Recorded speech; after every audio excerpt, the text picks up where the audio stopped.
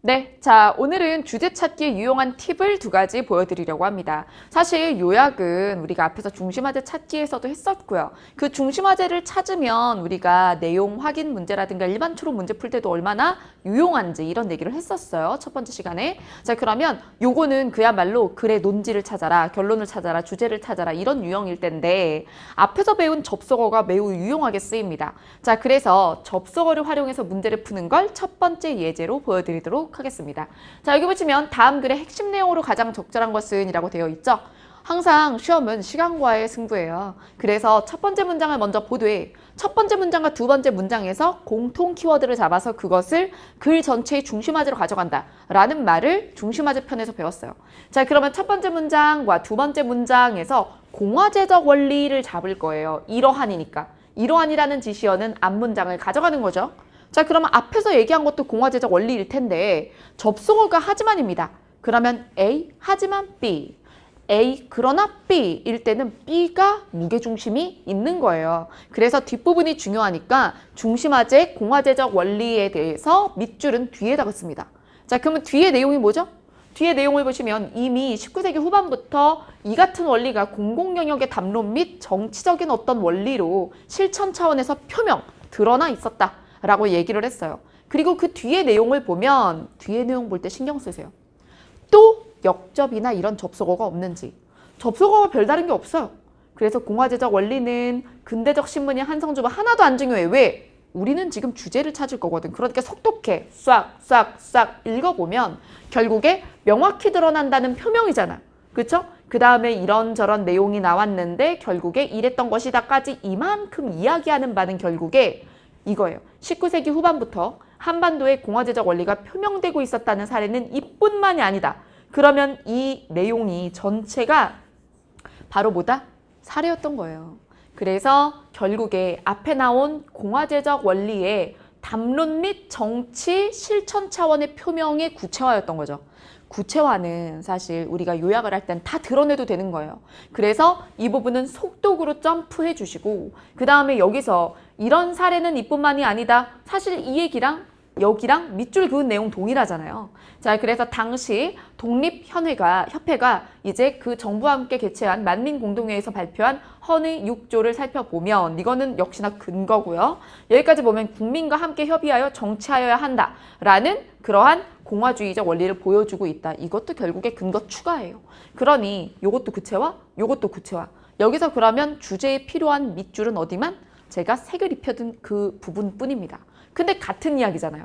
그러니 여기서 이 글의 결론, 이 글의 논지, 이 글의 주제는 자, 우리나라는 이미 언제부터 19세기 후반부터 공화제적 원리가 이렇게 공공영역의 담론 및 정치 실천 차원으로 표명되어 있었다라는 겁니다. 자, 그러면 이렇게 내 머리 안에서 중심 내용을 요약해둔 다음에 선지로 가면요. 우리가 원하는 정답에 가장 가까운 근사치의 선지가 있을 겁니다. 자, 그래서 여기 5번을 보시면 한반도에서 공화제적 원리는 이미 19세기 후반부터 담론 및 실천 차원에서 표명이 되고 있었다. 이게 바로 우리가 처음에 찾았던 밑줄 부분인 거예요. 그 외에 나머지를 왜 X를 증명해야 되죠? 우리가 사실은 나머지는 구체화 정보기 때문에 그거는 참이고 거짓이고를 떠나서 중심 내용이 아니거든요. 네, 그래서 답안은 5번이다. 이렇게 문제 풀고 다음 문제로 넘어가면 되는 거예요. 1번부터 5번을 볼 때 이 내용을 이렇게 깔끔하게 제시한 건 없으니까요. 자, 그러면 다음 문제 보도록 하겠습니다. 제가 이제 알려드릴 두 번째 팁은 뭐냐? 아까 전에 첫 번째 팁 뭐죠? 접속어. A, 하지만 B, 하면 B의 체크. 구체화는 날려주세요. 이거죠. 자, 그리고 A, 하지만 B, 그래서 C 하면 C가 이기는 거예요. B를. 요것도 알아두세요. 자, 그러면 여기선 이제 접속어를 활용해서 무게중심을 찾는 게 아니라 공통 키워드의 관계, 그리고 공통 키워드와 종속 키워드의 관계를 정리하는 법을 보도록 하겠습니다. 자, 여기서 다음 글의 논지로 가장 적절한 것은 이라고 했어요. 최근에 관심을 끌고 있는 현상이 있네요. 자, 이러한 현상과 관련하여 A의 연구가 새삼 주목받고 있대요. 근데 여기에 A의 연구가 뭔데? 사실 여기에 제대로 된 정보는 없어요. 자, 그러면 A의 연구를 보기 위해 뒤를 볼 수밖에 없죠. 자, 그럼 뒤에 내용을 봤더니 이 연구에 따르면 공동체 구성원이 됨으로써 얻게 되는 사회적 자본이 이 민주주의, 시민사회의 성숙과 민주주의 발전을 가져오는 원동력이다라고 했으니 키워드는 뭐예요? 사회적 자본이네요. 여기까지 해서. 그러면 A의 연구는 사회적 자본이 뭔가 시민사회나 민주화에 도움이 되느냐예요. 자, 그 다음 A의 이론에서는 이런 내용이 이렇게 나와 있어요. 그럼 여러분, 이게 A의 이론의 구체화죠. 근데 이 구체화가 필요해? 없어? 필요 없어. 왜? 여기 나왔거든. 그러면 넘어가서 몇몇 학자들은 A의 이론을 적용하며 해서 면대면 접촉에 따른 인간관계의 산물인 사회적 자본이 사이버 공동체에서도 충분히 형성될 수 있다라고 했습니다. 여기에 새로운 내용이 나와요. 사이버 공동체. 그러면 첫 번째 문단에는 없었던 새 화제어가 등장했으니 여기다 밑줄을 긋습니다. 근데 우리는 아직 사회적 자본이 더 중요한 키워드인지 아니면은 여기 사이버 공동체가 더 중요한지는 모르는 상황이에요. 더 봐야 돼요. 더 봅니다. 여기서 그리고 사이버 공동체에서 사회적 자본의 증가는 곧 정치 참여도 활성화시킬 것으로 기대를 했어요. 하지만 A, 하지만 B 써먹어요. 뒤를 봅시다. 하지만 뭐죠? 별 소득이 없었다는 거겠죠? 자, 그래서 하지만 이러한 기대와 달리 정치 참여가 활성화되지 않은 거죠. 그러니 사회적 자본이 사이버 공동체 내에서는 뭔가 민주주의에 그닥 기여하지 않았다는 거예요. 자, 그래서 요즘 젊은이들을 보면 각종 사이버 공동체에 자발적으로 참여하는 수준은 높지만 투표나 다른 정치 활동에는 무관심하거나 심지어 정치를 혐오하기도 합니다. 이런 측면에서 A의 주장은 사이버 공동체가 활성화된 오늘날에 잘 맞지 않습니다. 자, 그러니 지금 A의 이론을 얘기한 듯 하지만 여기서 사이버 공동체가 활성화된 오늘날에 잘 맞지 않는다라고 결국에 A의 이론이 부정이 되는 거예요. 그러면 이 글에선 A의 이론이 중요한 게 아니야. 그러면 A가 얘기한 사회적 자본이 중요한 거야. 그러면 사이버 공동체가 중요한가? 아직도 모르는 거예요. 왜? 첫 번째 문단에서는 사회적 자본, 두 번째 문단에서는 키워드가 사이버 공동체가 되는 것이기 때문에. 자, 그러면 세 번째 문단입니다. 이러한 이유 때문에 오늘날 사이버 공동체를 중심으로 한 정치 참여를 더 잘 이해하기 위해서 정치적인 자본 개념이 나옵니다. 그럼 여러분, 아까 전에 여기서는 사회적 자본 얘기를 했고 맨 마지막 문단에서는 정치적 자본 얘기를 했는데 이게 왜 나왔죠? 정치적 자본이? 사회적 자본만으로는 사이버 공동체 시대에는 이것이 설명이 되지 않기 때문이죠. 그리고 또 우리 시민사회라든가 아니면은 민주사회 발달에 영향력이 없기 때문에 자, 그래서 여기서 정치적 자본은 사회적 자본의 구성요소와 달리 정치 정보의 습득과 그리고 이용, 정치 토론과 대화, 정치적인 효능 감능으로 구성이 됩니다. 근데 이거는 어디까지나 정치적인 자본에 대한 부수적 정보니까 그냥 밑줄만 치고 넘어갈게요. 정치적인 자본은 사회적 자본과 마찬가지로 공동체 참여를 통해서 획득이 되지만 이건 공통점이니까 뺄게요. 자, 왜? 나데이, 법비나 마찬가지예요. 자, 물론 나데이는 아니지만 A 하지만 B. 자, 그래서 이 뒤에 자, 정치 참여에서의 관여를 촉진한다는 점에서 사회적 자본과는 구분될 필요가 있다. 차이점. 그러면서 사회적 자본만으로 정치 참여를 기대하기 어려운 어떤 세상? 사이버 공동체 환경 속에서 사회적 자본과 정치 참여 사이를 정치적 자본이 매개하면 정치 참여가 활성화된대요. 그러면 이 사이버 공동체가 활성화된 이 사회에서 그죠? 저 사회적 자본만으로는 안 되는 걸 정치적 자본까지 개입이 되면 가능하다는 거죠. 네. 자, 그러면 여기서 이제 개념어 관계 볼게요. 사회적 자본과 정치적 자본은 공통점도 있고 차이점도 있어요.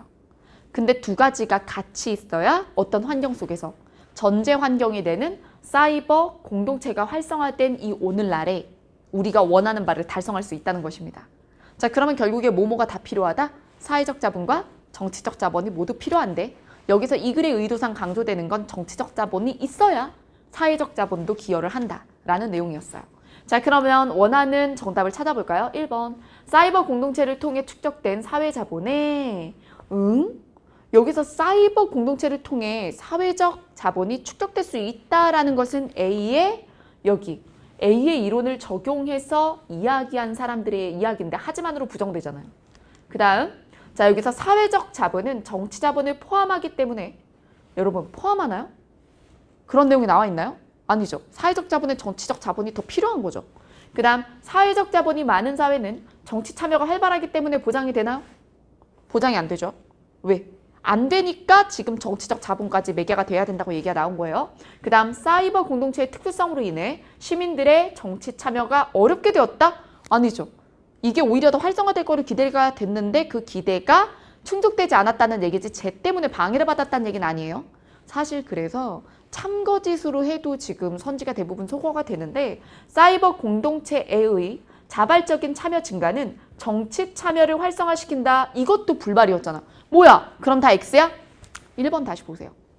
1번에 사이버 공동체를 통해 축적된 사회 자본에 이게 아예 안 되는 건 아니야. 근데 이게 뭐가 없었던 거지? 실속이 없었던 거지. 그래서 이렇게 축적이 될 수 있다라고 얘기한 걸 부정한 게 아니에요. 다시 보세요. 여기 보면 그리고 사이버 공동체에서 사회적 자본의 증가는 곧 정치 참여도 활성화될 것으로 기대했다. 그래서 여러분들이 빠질 수 있는 함정을 제가 보여드렸는데 여러분들이 이렇게 한 거야. 얘를 부정했어? 아니요. 바로 앞에 있는 정치 참여 활성화를 부정한 거죠. 그러니 요거는 부정한 적이 없어요. 충분히 형성될 수 있어. 하지만 그게 정치 참여 활성화에 도움이 되지 않은 거예요. 그러니 1번에 요거는 가능한 얘기고 그 다음 정치적 자본이 더해질 때 조건 붙었네. 이게 매개가 되면 달성이 돼요. 근데 이 매개가 없으면 안 되었더라. 기대처럼 되지 않았다라는 내용이죠. 자, 그래서 답안은 몇 번? 1번입니다. 제가 한번 1번을 후루룩 넘어가는 거를 보여드렸잖아요. 여러분들이 그렇게 많이 한단 말이야. 펜터치를 해놓고도 이 문장에 대한 하지만인지 바로 앞 문장에 대한 하지만인지를 정돈을 제대로 못해서 여러분들이 앞에 사이버 공동체를 통해 축적된 사회적 자본 자체가 거짓이라고 판단을 했으면 큰 실수를 하시는 거죠. 그래서 저것을 부정한 게 아니라 뭘 부정했다? 저것만으로는 정치 참여 활성화를 기대하기 어렵다. 이거를 부정한 거였어요. 그래서 이 문제가 우리에게 주는 교훈은 뭡니까? 자, 접속어도 활용을 했지만요. 자, 지금 개념어들의 관계, 대등관계냐, 종속관계냐, 그리고 이 관계 속에서는, 이 문제에서는 환경이 되는 게 사이버 공동체였고, 그 다음에 사회적 자본만으론 안 된다지. 그러니 사회적 자본과 정치적 자본이 뭐 대립관계나 그런 게 아니에요. 사회적 자본만으로 불가능한 것을 정치 자본을 보태야 가능하다라는 이들의 관계만 정확히 파악했으면 정답에 도달하는 게 어렵지 않았습니다. 자, 그래서 주제 찾기는 사실 앞에서 배워온 중심화제 찾기, 그 다음에 중심정보의 밑줄 긋기, 지시어의 활용, 접속어의 활용 같은 것들이 다 총체적으로 활용이 돼야 되는 거고, 지금 얘기한 것처럼 접속어나 아니면 관계 파악이나 이런 것들이 여러분들로 하여금 빠른 결정을 도와주는 거예요. 네, 자, 주제 찾기 여기까지 하도록 하겠습니다.